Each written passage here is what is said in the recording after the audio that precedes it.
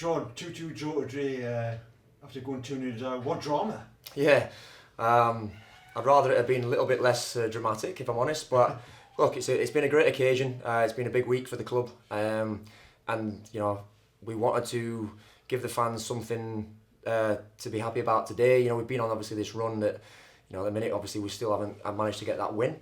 But I think the way we started the game was really bright. We kind of had a game plan for Boston because obviously they don't concede many goals, but they have got holes. So we tried to exploit a few. But yeah, to go 2-0 down at half time in the manner that we did was a bit disappointing, and it naturally deflated the players. So we had a little bit of a chat at half time, and the second half they were exceptional. Yeah, I mean, the second goal for Boston right on the stroke of half time wasn't the greatest to give away, was it? It could have been a body blow, it was a killer, but it wasn't. We came back. No, and I said to the lads in there, and I promised everybody, I've always said the same. That's my fault.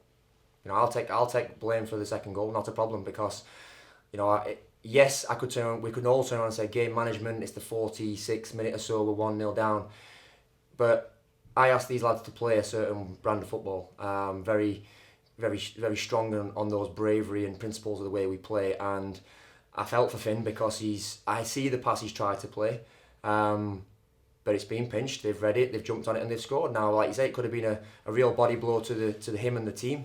But if you go out there and play like that in the second half, and then perfect for him to go and score the equaliser. But yeah, it could have been, and a couple of weeks ago we saw that happen at Spennymoor, but today they carried on fighting. They battled for everything. We had players out there. I talked in the change room about players doing 2 and 3 jobs, and I usually only ask for a job and a half. So no, they were absolutely outstanding. Yeah, I mean we scored the comeback goal was to make it 2-1 quite late in the game. We scored both goals in the last quarter of an hour or so. Yeah, but that showed quite some character. Yeah, and well, exactly, and that's all you can ask. Look, I know there's character in there, and that's what I sometimes almost remind them of. Not necessarily tell them that they must have it, because they already do. We've seen it on numerous occasions this season where we've come from behind to win games, we've come from behind to draw games. Today was going to be a tough ask against a side like Boston, who haven't conceded a goal in 7-8 hours, but I knew it was there.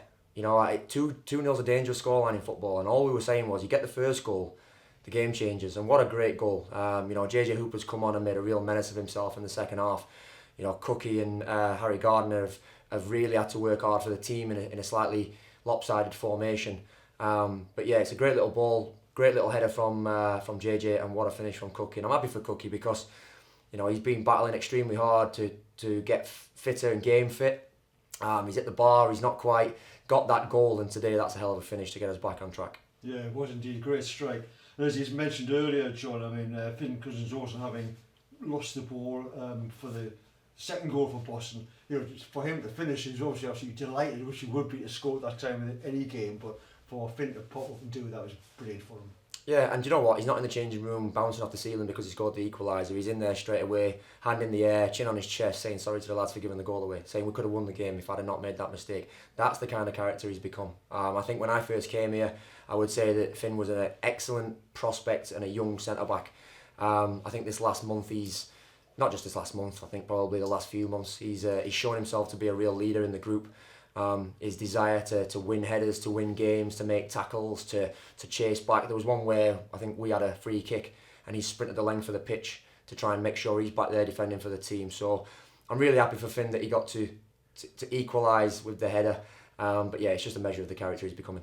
Yeah, so you said at the beginning of the interview, I think it's been a big week for the club, and the takeover obviously, and then coming back in front of the home fans today, who are obviously delighted with that. They've gone home very happy. So is everyone at the club.